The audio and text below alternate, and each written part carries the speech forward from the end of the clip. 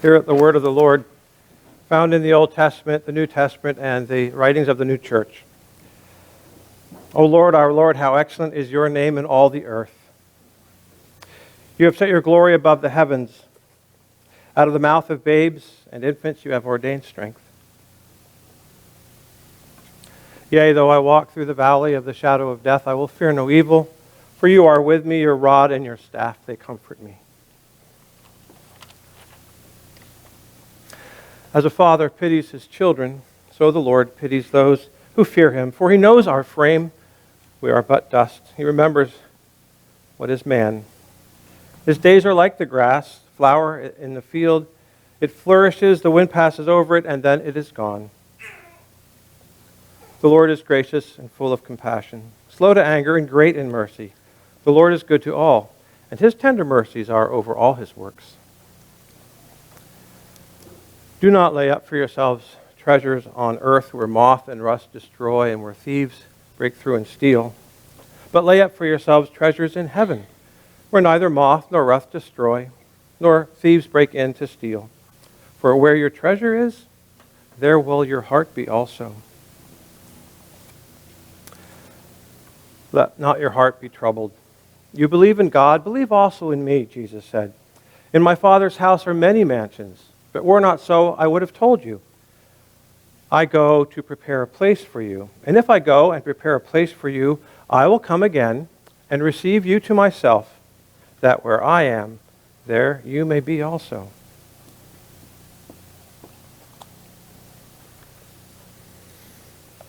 After the death of the body, a person's spirit appears in the spiritual world in a human form, altogether as it had appeared in the natural world.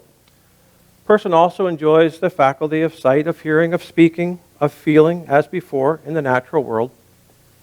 And they are endowed with every faculty of thought, of will, and of action, as before in the natural world.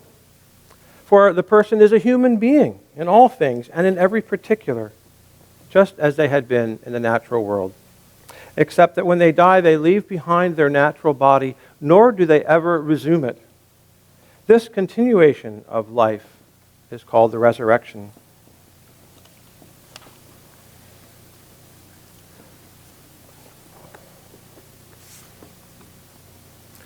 When a person's body is no longer able to perform the functions that they could in the natural world, corresponding to their thoughts and their affections of their spirit, these things coming from the spiritual world, then the person is said to die. This takes place when the respiration of the lungs and the beating of the heart cease. And yet the person does not die. They're merely separated from the corporeal part, which was with them and served them in the world, but the person themselves live. Those who are in conjugal love, true marriage love, after death, they become angels. They return to their early manhood and youth. They are becoming. However spent they may have been with age, each partner returns to the flower and joys of the age when conjugal love began, and it exalts them. And it brings with it its delights. It inspires playfulness. The person, while they lived in the world, who had shunned adulteries as sins, has then been inaugurated by the Lord into conjugal love and comes into this state, first exteriorly and then more and more interiorly to eternity. As such continue to grow young more interiorly, it follows that true conjugal or marriage love continually increases and enters into its charms and satisfactions, which have been provided to them from the creation of the world, which charms and satisfactions are those of the inmost heaven, arising from love to the Lord in that heaven, and from love to the neighbor. Charity in the man of business. If that person looks to the Lord and shuns evils as sins, and transacts his business sincerely, justly, and faithfully, that person becomes a form of charity. He acts from his own prudence and yet trusts in the divine providence. He is therefore not despondent if misfortune takes place, or elated with success. He thinks of the morrow and yet does not think of it. He thinks of what should be done on the morrow and how it ought to be done, and yet he does not think of the morrow because he ascribes the future to the divine providence and not to his own prudence. Even his own prudence he ascribes to the divine providence. He loves business for the principle of his vocation and money as an instrumental, and does not make this money the principle and the uses the instrumental. Thus he loves his work, shuns avarice, which is an evil and the root of many evils. He loves the general good while loving his own good. This lies hidden within. He's not given too much towards his own ends, but looks to that which is beyond, to his fellow citizen, to the general good. And this indeed arises from the uses that he can perform.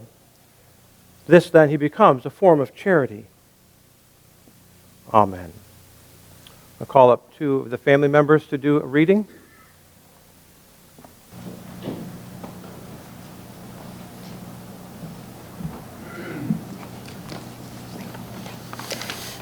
Hi, I'm going to do a poem called When the Great Trees Fall by Maya Angelou. When great trees fall, rocks on distant hills shudder. Lions hunker down in tall grasses, and even elephants lumber after safety. When great trees fall in forests, small things recoil into silence, their senses eroded beyond fear. When great souls die, the air around us becomes light, rare, sterile. We breathe briefly, our eyes briefly see with a hurtful clarity. Our memory, suddenly sharpened, examines, gnaws on kind words unsaid, promised walks never taken. Great souls die, and our reality, bound to them, takes leave of us. Our souls, dependent on their nurture, now shrink, wizened. Our minds, formed and informed by their radiance, fall away. We are not so much maddened as reduced to the unutterable ignorance of dark, cold caves. And when great souls die, after a period, peace blooms, slowly and always irregularly. Spaces fill with a kind of soothing electric vibration. Our senses restored, never to be the same, whisper to us.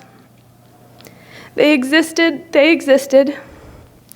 We can be and be better, for they existed.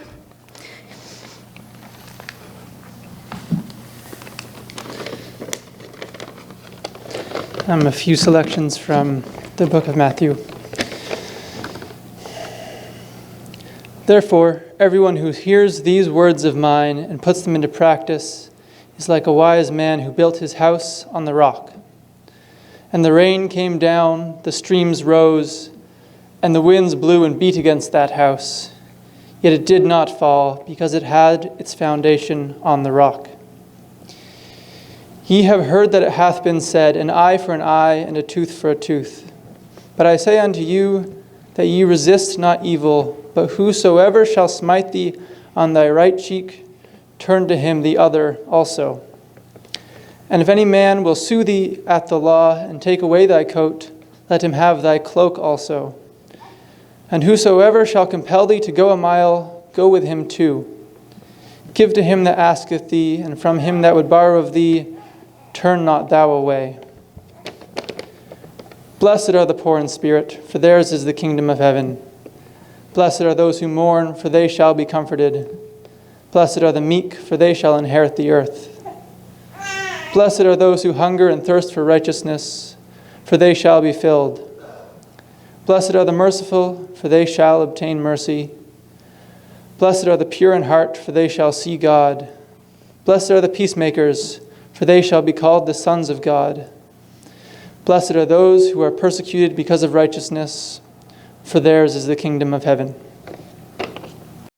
Jesus said, most assuredly I say to you, unless a grain of wheat falls into the ground and dies, it remains alone, but if it dies, it produces grain. Psalm 37, the steps of a good man are ordered by the Lord. He delights in his way. Though he fall, he shall not be utterly cast down, for the Lord upholds him with his hand. I have been young, now I am old. Yet I have not seen the righteous forsaken, nor his descendants begging for bread. He is ever mindful, and he lends, and his descendants are blessed. The mouth of the righteous man speaks wisdom. His tongue talks justice. The law of his God is in his heart. None of his steps shall slide. Welcome. This afternoon we celebrate the life of a good man. The steps of a good man are ordered by the Lord, and he delights in his way. A well-known teaching from our church is that all religion is of life, and the life of religion is to do that which is good. These are good beginning quotes for a celebration of John Wyncoll's life, a wonderful, productive, full life. A celebration that brings us into this location, his church, this afternoon. This church, which was, in so many ways, the very center of his life. Another quote is found in a work called Divine Providence. Insofar as a person is in the love of being useful, just so far they are in the Lord, and so far as they love the Lord and the neighbor, to that extent they are truly a man. Speaking of spiritual love and serving the Lord through serving the neighbor, we also read this passage, love continually goes forth and returns through deeds, which are uses, since to love is to do.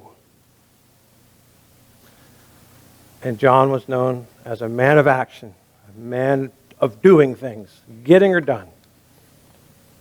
We live in a world of time and space where when and where can be very, very important to us. Yet John was otherworldly, though very practical. He had his eye on other ends, higher ends. There are so many themes we could take in celebrating John's life.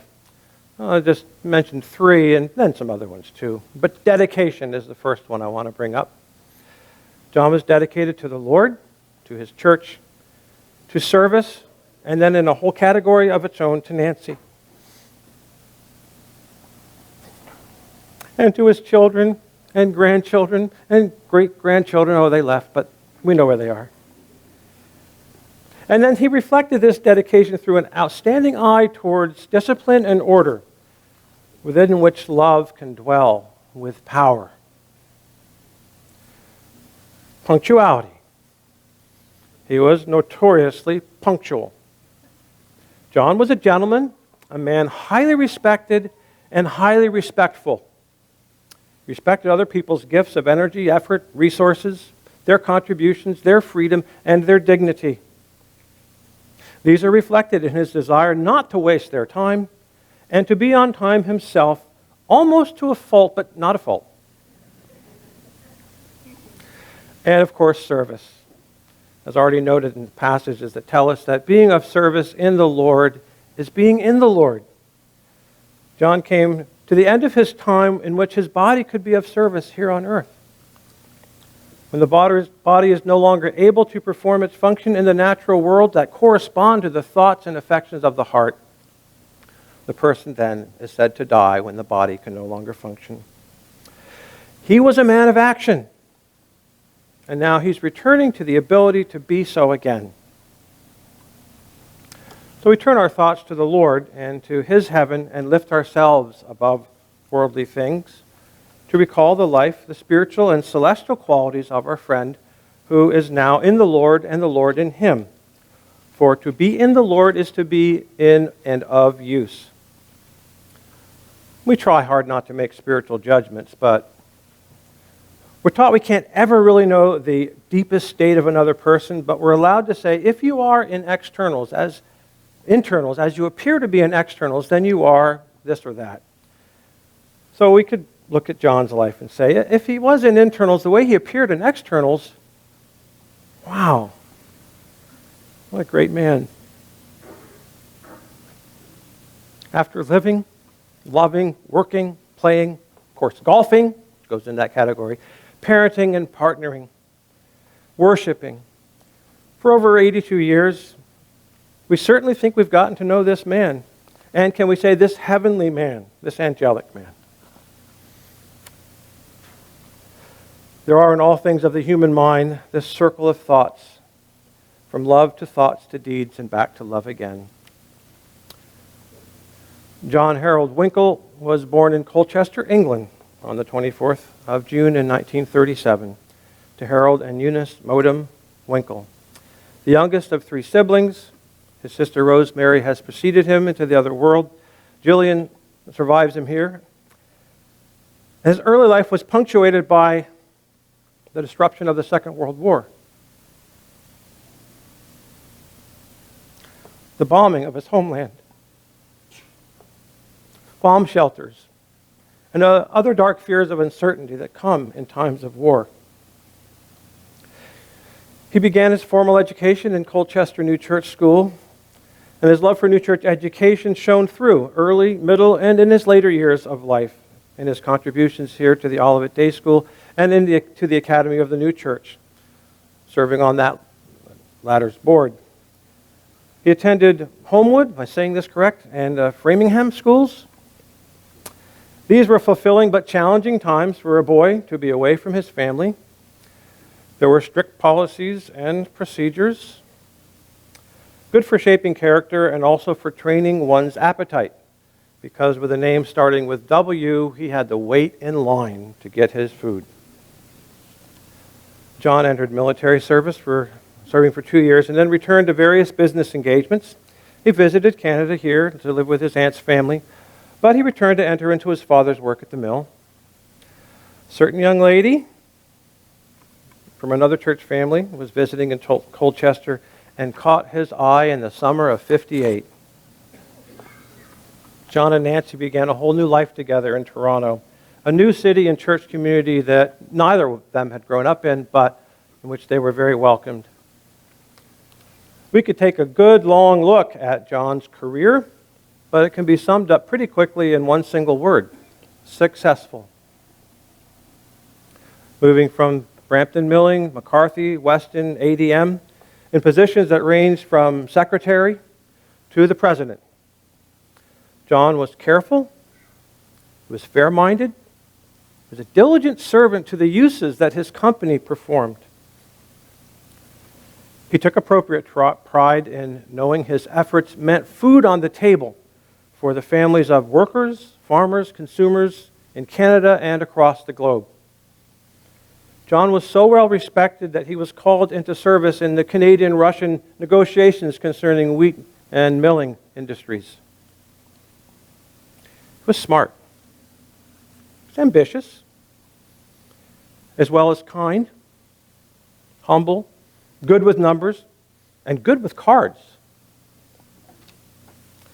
Though on the quiet side in social and business situations oftentimes, his mind yet was very, very active. He shared the fruits of his mental acumen when called upon, but also respectful of other people's freedom. An expert in giving appropriate advice, he's remembered fondly by his children and their spouses as always being there for them, but never intrusive and never overbearing. Several young men who crossed paths with John in their adolescent and youthful years conveyed their gratitude for his mentoring them when perhaps their own father was absent or unavailable or unskilled in the necessary things that John could help them with. And to many friends now, they're going to have to find another good man or woman to help them with their taxes.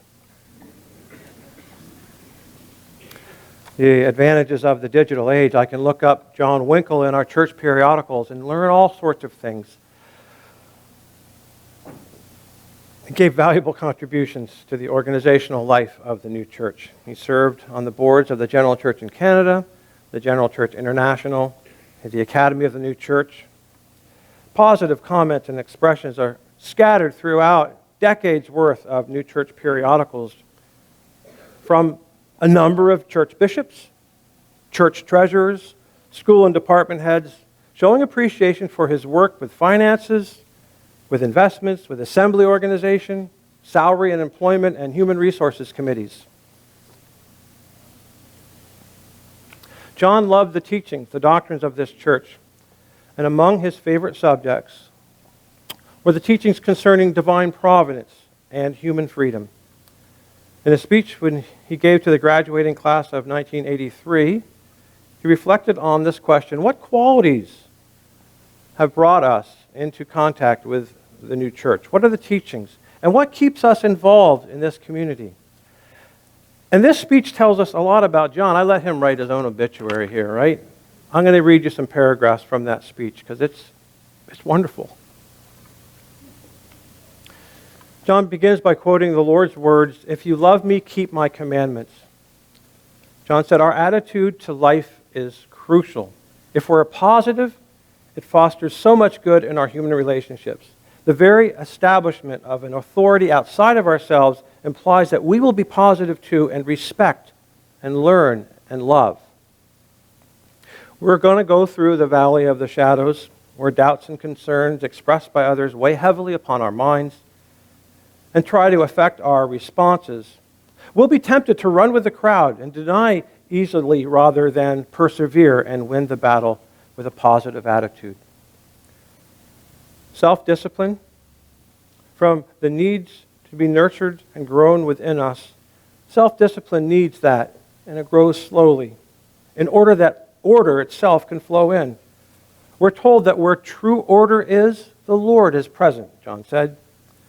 What an incentive then to order our minds and our attitudes so that providence has a chance to work with our conscience. This will take time, demand patience, and trust that our long-term plan of commitment to the Lord's will be the best plan. The ordering of our lives, he said, is like a foundation of a building. It is key to how much we can build. True freedom comes when we have made the choice with a firm commitment to keep his commandments. Finally, he mentions that we're told that after love to the Lord, conjugal love, love to our partner, is the highest love a person can receive. The new church, through the word given to it, offers many ideas concerning the nature of this love. We all are to know how important this use is, our relationship to our closest neighbor. True love and happiness are found in serving that neighbor, our partner, surely our closest neighbor. What the world completely misunderstands is that the heat of that first love is not marriage love, but with work, devotion, trust, true love then can be built. Not instantly, but over a long period of planning and commitment. Patience and understanding will be needed, but the rewards are truly the gift of God. It's a wonderful speech. It can be found in New Church Life. I think it was Mark when you were graduating, and you gave the, where's Mark? Yeah, he's shaking his head. Okay. John and Nancy, just